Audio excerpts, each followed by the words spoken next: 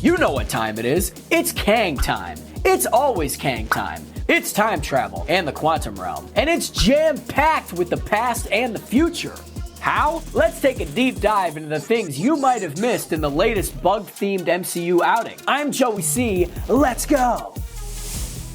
Ever since Loki and Sylvie took their complaints about the bureaucracy of the TVA to the head office, we've known that it's not just Kang on the horizon, but all the Kangs. Exactly as we're introduced to the Council of Kangs. It's an exclusive club of Kangs, a tongue twister, from across the multiverse. Heading up the Council of Kangs are some of the more notable roles or variants. Most recognizable right off the bat is Ramatut, one of the first conquering personas Kang adopted. He took his super advanced technology and knowledge and conquered ancient Egypt. Unfortunately for that Kang, the Fantastic Four time traveled and said no to that. That's when he went to the Fantastic Four's time with a new setup. The Scarlet Centurion, who joins Ramatut in discussing the troublesome nature of a Kang being beaten by not a Kang.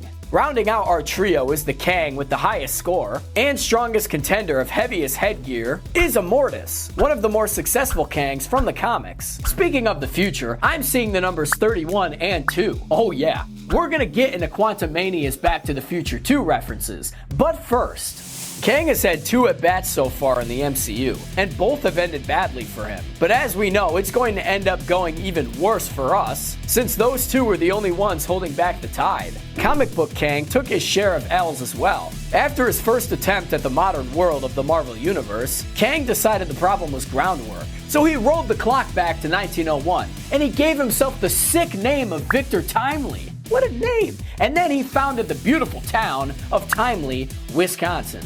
It's here that Kang realizes the one flaw in every supervillain robbing banks. There's gold in their inventions. Instead of menacing superheroes, he files patents and builds timely technologies. In the same spot, but just out of phase, he also built Chronopolis, his time-conquering city that gave him access to all of space and time across the multiverse. A slightly bigger version of the base that Kang built in Quantumania. It's here the first Human Torch was built, which appeared in the MCU as the red suit in the Stark exhibit of the World's Fair. In the comics, he gets upcycled into Vision. Wheels within wheels, man. Timely itself was a reference even in the comics, as Timely was the company that soon became Marvel. The more you know. And speaking of time, it's a great time to hit the like and subscribe button, man. We'd love to have you as friends, and we'd love to have you back. The big reveal of Quantumania is that Janet Van Dyne has been roguing it up with some shifty frenemies who could go either way, and leading the rebellion against a powerful evil. One of those who took the Lando route and sold her out to Conqueror, Kylar was one of the few named characters that had a comic counterpart, and he's a character so obscure that he's only appeared in one issue of The Incredible Hulk. There are a few themes pulled from Kylar's short time. The Hulk got a dose of the famous shrink juice and found himself back in the Microverse, the name in the comic for the Quantumverse, specifically on a planet of green human-shaped people caught in a civil war. Hulk tips the scale and forces the invading force to retreat to an island of assassins and enlist their steward, Kylar. It's how Kylar goes about it that echoes in Quantumania. He hits the Hulk with a giant array that brings to life the Hulk's deepest fear, himself. That's deep, man. Hang on, pause the video. I gotta do a spoiler warning. I forgot to do a spoiler warning. Kang will return, man! Can you believe it? We're gonna get back to the video here. Even before the MCU, or even Star Wars, the calling card of the franchise was one simple sentence at the end of the credits. The hero will return. That reassuring cuddle that says, "Don't worry, pal, we'll try to give you that feeling again. And again, and again. And where are you going? You gotta get back here and feel that feeling. But also, please don't stop." That line has been assuring audiences that their favorite heroes will return with one notable exception. Avengers Infinity War told us that Thanos would return. Kang gets the Thanos treatment here as well, with the credits ending, "Kang will return." As far as everyone who was not Janet Van Dyne knew, the Quantumverse was just a trippy place to collect some particles and go on a greatest hits tour of the MCU so far. I don't know why everyone believes that, but that isn't true. So imagine their surprise when it was chocked full of all kinds of people. Janet pointed out that they had only been going to Subatomica. Subatomica is a star system in the Microverse that gave us Psycho Man. an interdimensional mad scientist, so you should probably keep your windows rolled up.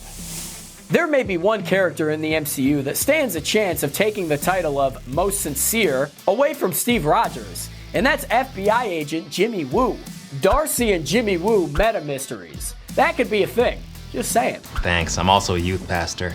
Jimmy Woo got to stand out in WandaVision working with Darcy to figure out how to convince Wanda to quit it already. But we first met him as Scott Lang's case officer while he was under house arrest for defying the Sokovia Accords, and probably using a commercial airline like a toy. While he upheld his duty to the letter, he really seemed to want a connection with Scott. Jimmy and Scott seem to have lunch often, and often on someone grateful for no longer being dust. How did Scott go from the hero kids didn't want to take a picture with to getting free meals and general goodwill? Well, he saved half the universe, and then told them all about it in a memoir called Look Out for the Little Guy. We get to hear Scott read passages from the book, including reflections on the fight with Thanos, and to that time Bruce Banner turned him into a baby. And if you were thinking, boy, that sounds like a real book I'd actually read in real life, well, luckily for you, you can actually buy the book and read it. So go do that.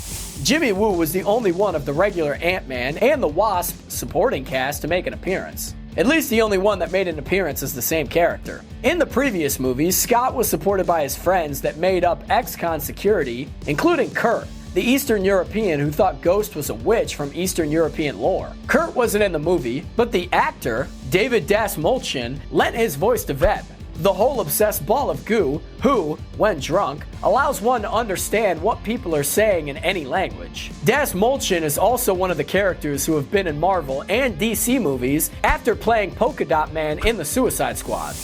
Any participant in Team Sport Youth is familiar with the halftime orange slices. We never knew why necessarily or whose idea it was to give us all sticky hands halfway through a game of soccer, but it really did hit the spot. When Scott took Go Big or Go Home literally in Berlin for the first time, when he finally came down to size, he asked for orange slices. Does anyone have any orange slices? Which we understand from our times in the neighborhood sports complex. But he could never relate to anybody about his size. And that's very sad, until Cassie improved her stature. Because she becomes the hero's stature. Let's move on. Finally, another person understands her strong desire for citrus after being big, and how quickly you can get lightheaded. The Pym abode has been through a lot over the course of Scott holding the mantle of Ant-Man. Scott had to break into it and steal the suit in order to audition for the role of Ant-Man, even if he didn't know that was what was going on. Then Scott took the suit to Germany to help rogue heroes avoid arrest, putting him into a state-enforced timeout. And it also put Hank Pym and Hope on the run, just when they realized they can access the quantum realm and maybe bring Janet back. The end of Ant-Man and the Wasp revealed that Hank had pocketed the house for safekeeping and relocated it from San Francisco to the warm sandy shores of no extradition treaty. All is forgiven, and Hank returned his home to San Francisco, just in time for them to get sucked out of the basement into the quantum realm. That's bad timing.